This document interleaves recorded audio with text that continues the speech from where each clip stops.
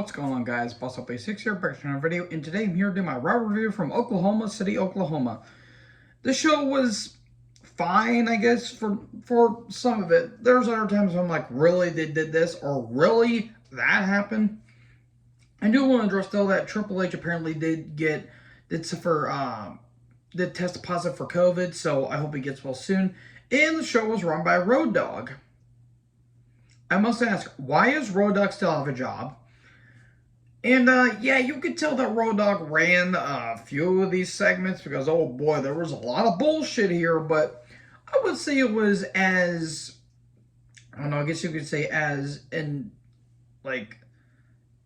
arrogant, I guess you could say, to put lightly, but yeah, there were some parts of the show that wasn't that good, but I feel like there was a little more good than bad, so positives. We start off with the Raw theme, that stupid shit, and then Lashley interrupting and say, hey, I want my rematch with Rollins, and I want it now. Here comes Brick Lamborghini himself, Brock Lesnar. He shows up. Lashley waits no more time. They go for a brawl, and Brock looks like he's about to take control of the match. Lashley sends him to the post, a spear through the barricade. Then security, refs, and some of the roster come out. Lashley's not done. He spears Brock on top of the table, and then a giant spine buster through the table, and there you go. And Lashley's like, don't touch me. Don't touch me. Okay, there you go. That is how you should start off the show.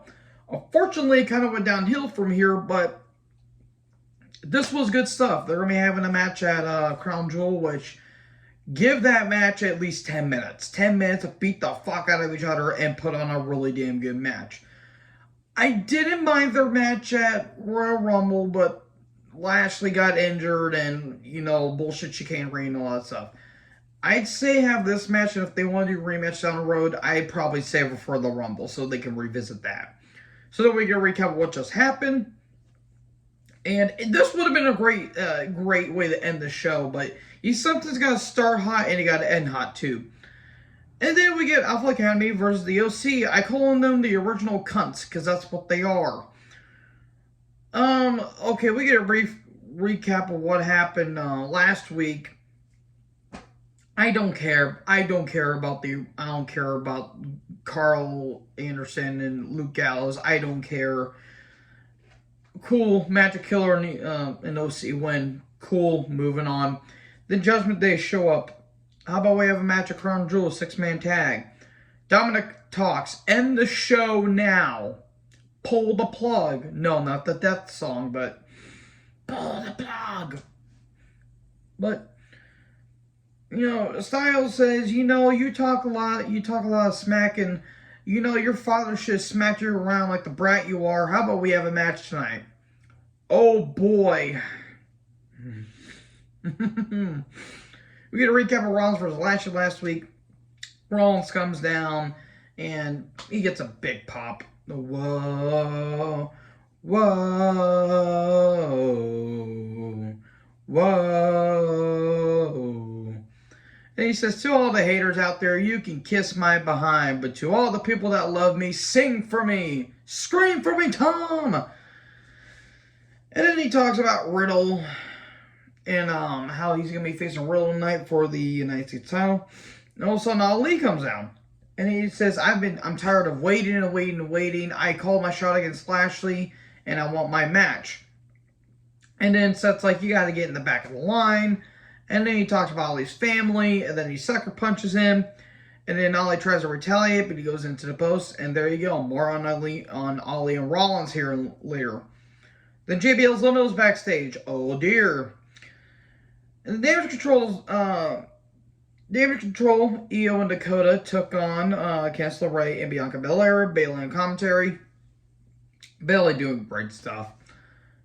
The match itself wasn't bad. It felt off at some points. Like, Candice is a veteran. I'm not going to dispute that. Talked about how she'd been doing it for 20 years. And one of those 20 years, she was working with Joey Ryan. Yeah, fuck you, Joey Ryan. Again, it wasn't bad. It just felt a bit off. Bianca stealing the show, as she typically does. Io, can you please kick me hard?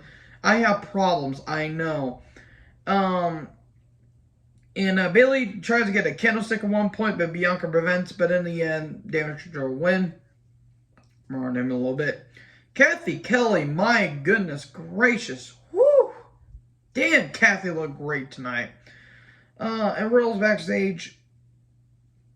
And Riddle's talking about his match with Rollins. And all of a sudden, Ali shows up. And Riddle's like, hey man, I feel sorry for what you did. When I win the title tonight, you're the first one in line. And all of a sudden, Miz is on the floor. And then, oh no, he injured his knee. He won't face Loomis tonight. And he says the janitors, wet the floor, and I slipped and I fell and I hurt my knee. Ali says, well, at least have some respect for the janitorial services. And Riddle says dumb shit, as he usually does. More on this in a little bit. Judgment Day are backstage.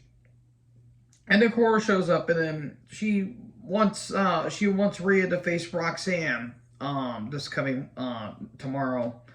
And Rhea's like, so wait, you want me to face Roxanne, a former tag partner of yours, so I can damage her, so that way you get a better advantage at Halloween Havoc? I'm in. I wouldn't mind pinning Roxanne. I volunteer. Nope, not doing it. Nope, I'm not doing it. I'm innocent, how dare you? And then JBL comes out. Okay, JBL in 2022 ages like piss on the side of a sidewalk. And he cuts a lengthy promo talking about all the boomers. Like, he does really good heel promos, I will say. Like, JBL, when he was a heel, he was one of the best heels going on at that time. But it felt like he went on for way too fucking long. Baron Corbin's his protege now. He's the modern wrestling god. And what fucking universe is Baron Corbin, of all people, a wrestling god? Nothing against Corbin, the person. Of all people, him.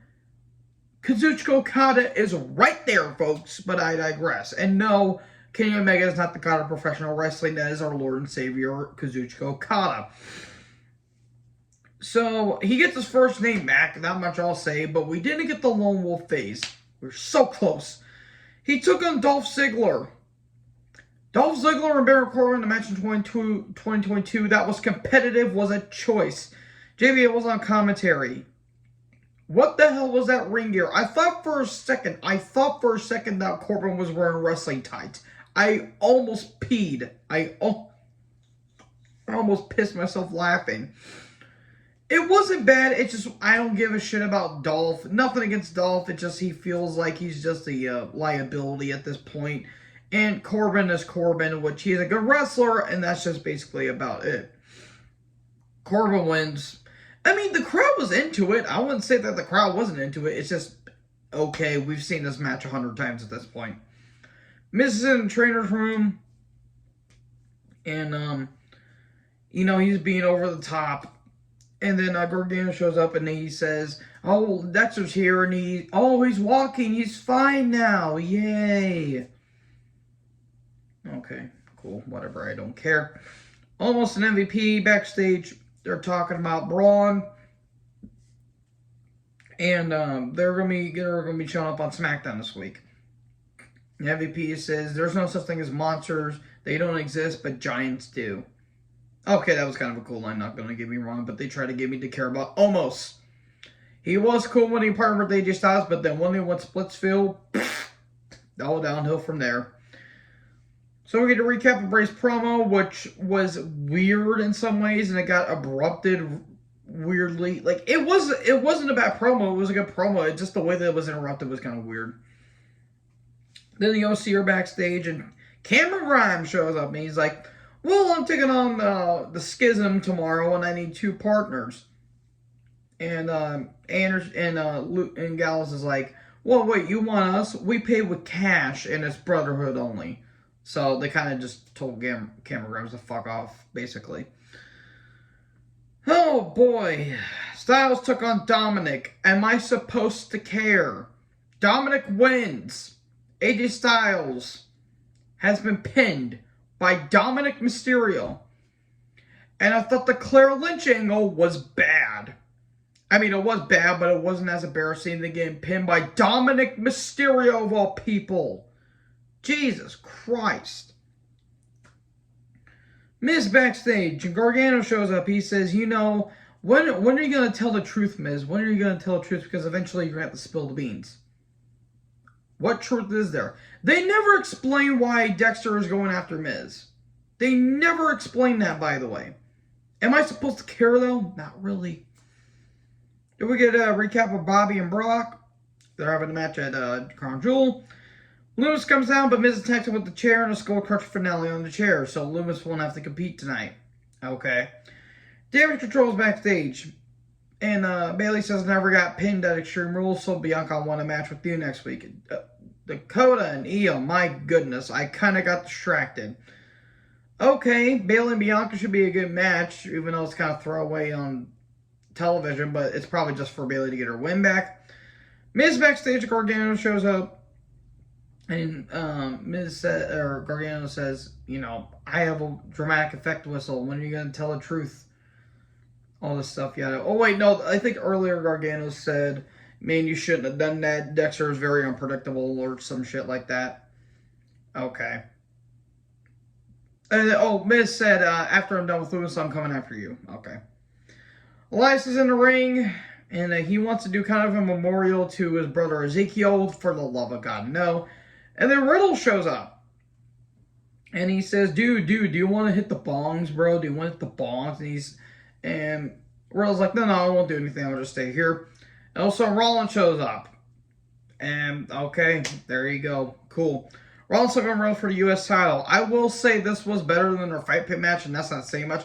I might go as far as to say this is probably the best match they had together. I thought this was a little bit better than their match at Clash of the Castle, because it actually led to something that may be interesting on paper.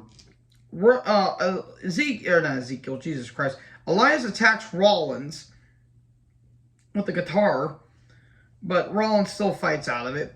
And then there was some good back and forth. I just don't care about Riddle. Then Elias gets hit with a super kick. Rollins kept getting hit with the triangle. And then Elias tries to interfere, but Rollins is about to give it the RKO, but shoves Riddle into Elias. I keep calling him Ezekiel for some fucking reason. Stomp to Riddle. Rollins runs. Stomp to Elias, and Rollins about to hit the stomp on the U.S. Championship. But Ali comes down. He attacks Rollins, and there you go. I'm your problem now. Okay. Ali ain't gonna win the title no matter in anytime soon, because I know that because WWE, but it's something for him to do. It's better than not doing anything. So overall, Raw was fine for the most part, but there were some things they could have done. So again, I hope Triple H gets better, and yeah, we're on our way to Crown Jewel, which I hope is going to be good, despite the fact that Logan Paul's in there, and hopefully he doesn't want to, pose with Jamal Khashoggi. If you guys get it, you get it. So anyways, thank you guys for watching this video. Make sure you guys like, comment, subscribe, tap the little bell for more notifications. Jordan Hart, talk to us in the next video. Peace out.